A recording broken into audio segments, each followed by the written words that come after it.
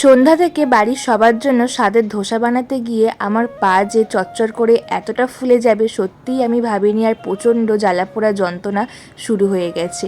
সকালবেলা আমি সমস্ত পেস্ট করে রেখেছিলাম, ভাবলাম রাতের বেলা বাড়ির সবার জন্য ধোসা বানাবো, যেহেতু সবাই বাড়িতেই আছে, আমি খাই না, তবে কি হয়েছে বাড়ির সবার জন্য ধোসা বানাবো।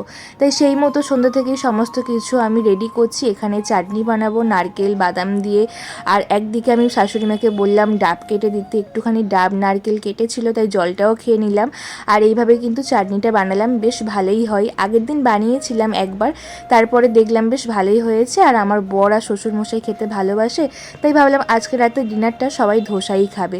তো এদিকে আমার চাটনি কমপ্লিট, এদিকে আলুর যে পুরটা হয় সেটাও কিন্তু বানিয়ে নিচ্ছি, অন্যদিকে কিন্তু ধোসাটাও কিন্তু করতে বসিয়ে দিই, কারণ এই সমস্ত জিনিস বানাতে আমি ভীষণ পছন্দ করি। কিন্তু প্রেগনেন্সি শেষের দিকে এসে সেইভাবে আর কিছু বানিয়ে বাড়ির সবাইকে খাওয়ানো হয় না, তাই ভাবলাম আজকে একটু ধোসা বানিয়ে সবার প্রথম বরকে দিয়ে দিলাম, তারপর ননদকেও দিয়ে দিলাম, আর শাশুড়ি মা শ্বশুরমশাইকে একটু পরে দেবার। আমি কি খাচ্ছি দেখো, এখানে এক গাবলা মুড়ি মেখেছি, মেখে কিন্তু খাবো। আমি ইডলি ধোসা একদমই পছন্দ করি না। আর এদিকে রাত হয়ে গেছে অনেকটাই, তাই শ্বশুরমশাই আর শাশুড়ি মাকে দিয়ে দিলাম। তারপরে দেখছি কি আমার পায়ের এই অবস্থা। প্রেগনেন্সির প্রথম থেকে পা না ফুললেও কিন্তু শেষের এই 2-3 মাস হলো আমার ভীষণ পরিমাণে পা ফুলছে, আর গোড়ালি প্রচুর পরিমাণে যন্ত্রণা হচ্ছে। বেশিক্ষণ দাঁড়িয়ে থাকলে, হয়তো অনেকক্ষণ দাঁড়িয়েছিলাম তাই কিন্তু চচ্চর করে অনেকটাই ফুলে গেছে। এইভাবেই কিন্তু আমার দিনগুলো কাটছে।